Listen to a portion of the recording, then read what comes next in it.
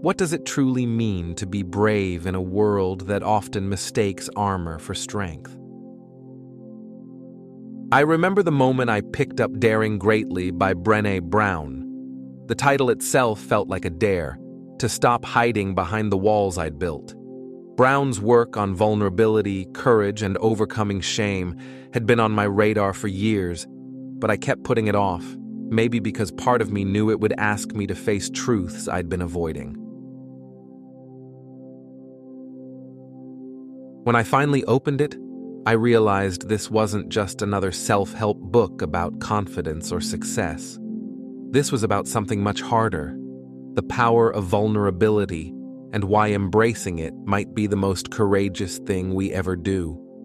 Brown shows that when we shield ourselves from shame and fear, we also close ourselves off to love, belonging, and connection. And yet, stepping into vulnerability, that uncomfortable, uncertain space, is exactly where strength and wholehearted living are born. I thought I knew what vulnerability meant, admitting when you're wrong, asking for help when needed. But Brown goes much deeper. She frames vulnerability as the birthplace of everything we truly want: belonging, human connection, creativity, joy, and self-worth. The problem is, we've been taught to see vulnerability as weakness. We armor up, perform, and hide, all while wondering why life feels so disconnected. What really struck me early on was her central point. You cannot selectively numb emotion. Shielding yourself from shame also numbs you to love, joy, and purpose.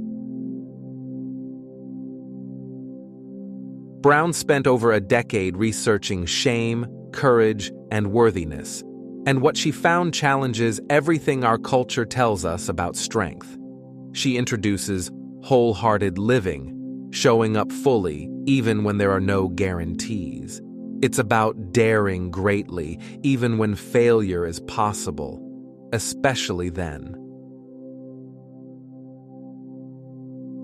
One of the first things that hit me was how she defines shame versus guilt. Guilt says, I did something bad. Shame says, I am bad. That distinction is everything. Shame thrives in secrecy and silence, convincing us we're never enough, not smart enough, successful enough, thin enough, or strong enough. And the antidote?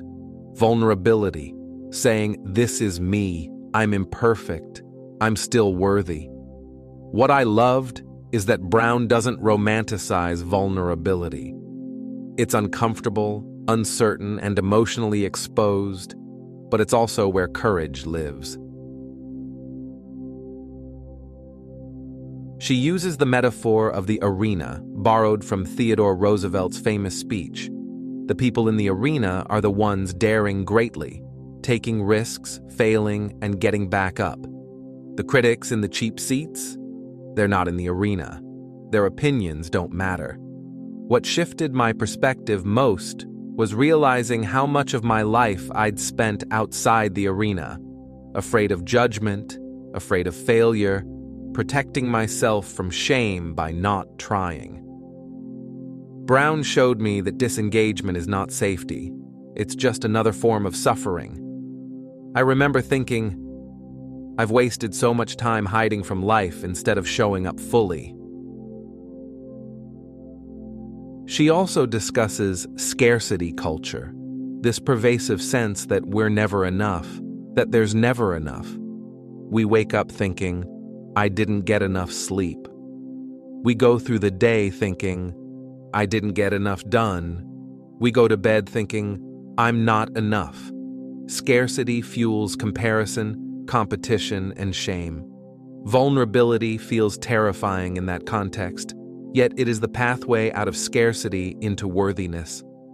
When we own our messy, imperfect stories, we reclaim our sense of enoughness. And as Brown shows, overcoming shame is a critical part of that process. Throughout the book, Brown weaves research, stories, and practical insights on how shame shows up in work, relationships, and parenting.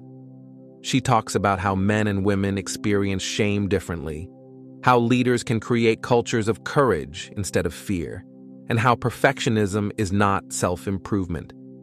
It's a shield. One concept I found personally meaningful was vulnerability hangovers, that feeling of regret after sharing something real. She normalizes it as part of the process, reminding us that the people who matter will meet us there.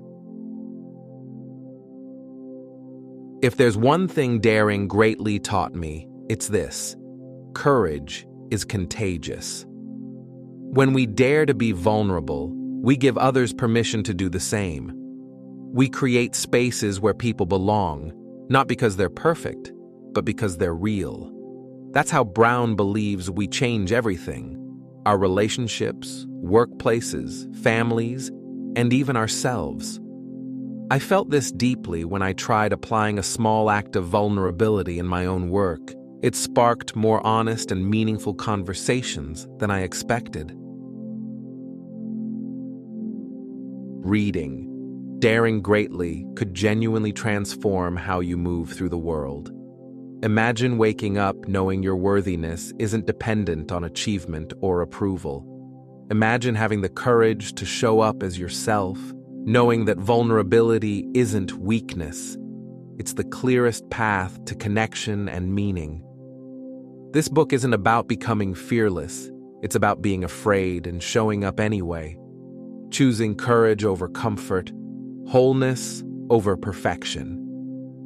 If you've ever felt like you're performing life instead of living it, or spent years protecting yourself from being truly seen, this book meets you where you are and invites you into the arena. Like and subscribe to Well-Read Club for more book breakdowns and mindset insights that help you live with more courage and clarity.